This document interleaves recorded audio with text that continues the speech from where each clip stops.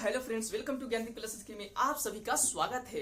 तो हम आज पढ़ने वाले हैं लाभ परसेंट निकालने वाले। ठीक है, लाभ परसेंट निकालने वाले, लाभ हानि। ठीक है, यानी प्रॉफिट एंड लॉस।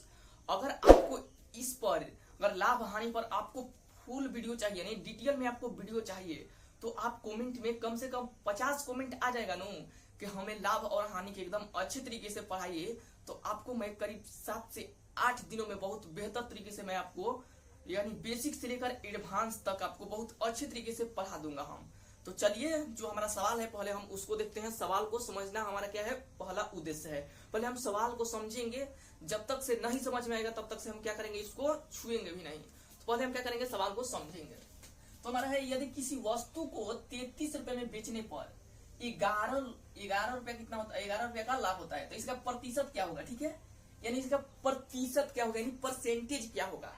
तो हम आपको पहले समझाने के लिए आपको कुछ करेंगे।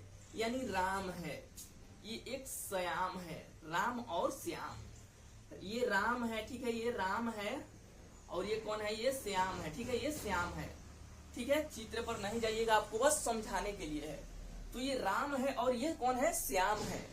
तो बोलिए, राम बोल रहे हैं हम राम है, ठीक है, हम राम है, हम राम है, और राम बोल रहे हैं कि हमने श्याम से कोई वस्तु होगा 33 रुपए में, हम क्या किए, हम श्याम के बेच दिए हैं, 33 रुपए में बेच दिए हैं। और राम बोला है कि हमको 11 रुपया क्या हुआ है, लाभ हुआ है।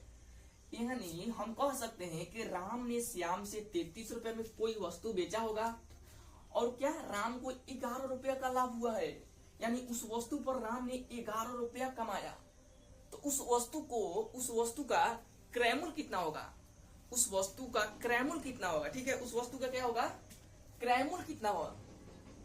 तो हम कह सकते हैं कि उस वस्तु का क्रयमूल होगा हमारा। ठीक है, तो हम कह सकते हैं वस्तु का क्रयमूल कितना होगा। तो बताइए कि 33 रुपया में बेचा और 11 रुपया का लाभ हुआ। 33 रुपया का बेचा और 11 रुपया, ये क्या है, क्रयमूल है। ठीक है, ये क्रयमूल है, क्रयमूल। ठीक है, ये क्रयमूल है। ठीक है, क्रयमूल है, वस्तु का क्रयमूल। यानी 33 रुपया में बेचा, 11 रुपया का लाभ हुआ। यानी उसके पास वो वस्तु कितना का था, वो 22 रुपया के खरीदा था किसी से। उसका वस्तु 22 रुपया का था, लेकिन श्याम से वो 33 रुपया में बेचा, यानी उसका तब न जाकर 11 रुपया लाभ हुआ। तो चलिए, उम्मीद करता हूँ कि क्वेश्चन आपको बहुत अच्छे तरीके से समझ में आ गया। अब हम क्या करेंगे, लाभ पर, यानी लाभ प्रतिशत बोल रहा है, तो हम लिखेंगे यहाँ लाभ। ठीक है, लाभ प्रतिशत। ठीक है, इसका सूत्र है। ठीक है, लाभ प्रतिशत का सूत्र। ठीक है, लिखेंगे यहाँ लाभ प्रतिशत, लाभ गुना का 100। अब बाटा में क्या हो जाएगा हमारा, क्रयमूल। ठीक है, बाटा में क्या हो जाएगा हमारा, क्रयमूल। ठीक है, क्रयमूल, यानी लाभ परसेंट बराबर में लाभ गुना 100 बाटा में क्रयमूल। तो हमें क्या करना है, यहाँ लिखना है लाभ हमारा कितना है, 11 रुपया है। बोला है कि लाभ 11 रुपया हुआ है। ठीक है, लाभ हमारा 11 रुपया हुआ है, अब गुना का 100। अब बाटा में क्रयमूल हमारा कितना है, तो हमारा क्रयमूल 22 रुपया है। क्योंकि हमने 22 रुपया कोई वस्तु खरीदा और उसे 33 रुपए में बेच दिया, तो हमारा 11 रुपया का लाभ हुआ। तो हमारा जो क्रयमूल था, यानी हमारा वस्तु का क्रयमूल था, पहले हमें 22 रुपया था। ठीक है, हमें 22 रुपया था। तो इसे क्या करेंगे, कटाएंगे, यानी 11 दूना का 22, यानी 2 से ये 50 मिनट में। ठीक है, ये 50 मिनट में, यानी हम कह सकते हैं कि हमारा कितना आया, 50% आया। ठीक है, यानी 50% हम कह सकते हैं। इसका लाभ प्रतिशत क्या होगा, तो 50% होगा। क्या होगा, 50%। तो उम्मीद करता हूं कि क्वेश्चन बहुत अच्छे तरीके से आपको समझ में आ गया होगा।